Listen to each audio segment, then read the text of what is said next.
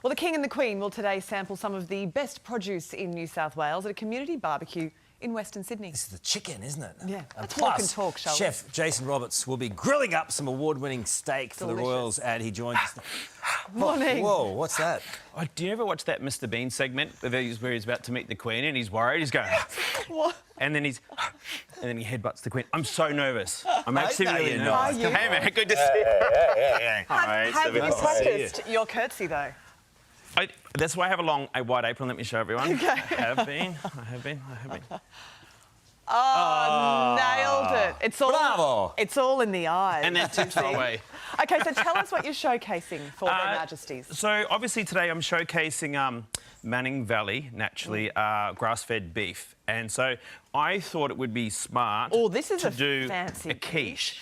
And I have made this quiche a couple of times, but after doing a little bit of research last night and knowing what the coronation quiche was, it was a very humble quiche. It had broad beans, spinach, tarragon, but there was no gold leaf. So I'm actually not going to put gold leaf on the one today because I don't want the king to go, oh, it's a bit too fancy. It's a bit too bougie. It's a bit too bougie. And he's quite a humble eater. He eats an egg with every meal. He's not a big fan of chocolate. And I've got to be very conscious because there's a couple of times a week where he doesn't eat fish and he doesn't eat meat as well. So let's just hope it's not today. That's right. And a day where he doesn't eat. My mum used to butcher quiche, you know, when we were growing up. Yeah, she used to throw broccoli Speak and all about sorts Jenny of... Penny No, like I think she'd be OK with me saying that. But this looks like Wagyu kind of... So this is grass-fed beef. It's 100%, obviously...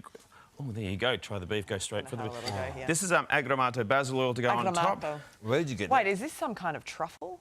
So, no, that's goat's curd, ashed Oh, my goat's curd. goodness. You've got tomatoes, and that's a quiche based off probably about 50% eggs, organic eggs. The king only eats organic eggs. What and goat's cream. cheese did you use? Meredith Farm, goat's curd. That is a fancy quiche. Yeah, and then so the Manning Valley naturally beef here is actually air cured. So it's been curing for a few months. The whole idea is you get this nice, light... delicious. Right?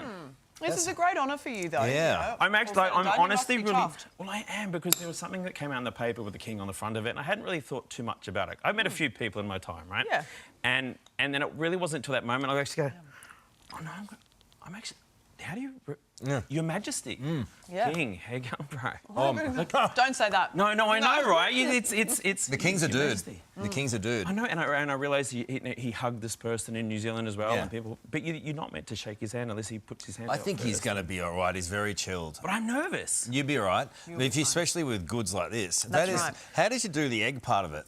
So this is cooked very slowly, about 140 degrees Celsius. Yeah. So I was up at 1 o'clock this morning because I burnt 2 tart shells. No. Did you? So I made more pastry. You are nervous, aren't you? I am nervous. But I will tell you there is a story behind this quiche because the pastry is something that was handed down to me 30 years ago from Damien Pignolet, my mentor.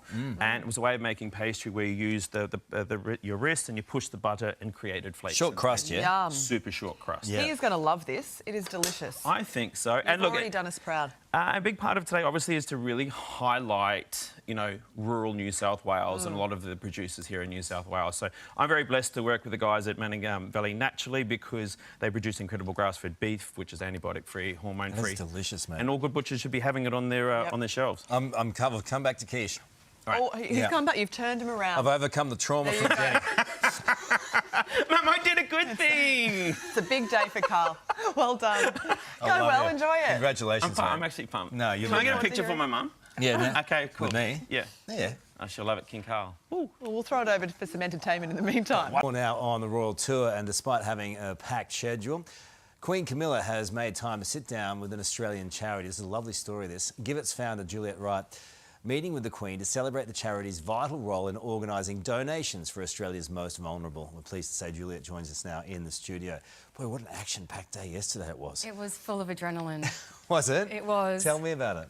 Well, I went to the Assembly and saw the Prime Minister and the King and Opposition Leader Peter Dutton speak, and that was obviously quite eventful. And then had to dart to the Botanical Gardens, where Give It hosted the Queen, and we showcased the work that we have done since she's been our patron. What was it like? Did she mention the Assembly, or did No. she? No, just no she dramas. she was fully changed into a fresh dress, and Yeah. she looked so calm and very, very happy. She really connects with you and this charity. Why do you think that is? She donated to... She reached out to me and the Give It team when she saw the bushfires of 2020, and she was devastated by what she saw on television. And so she reached out and said that she would like to give a personal, modest donation.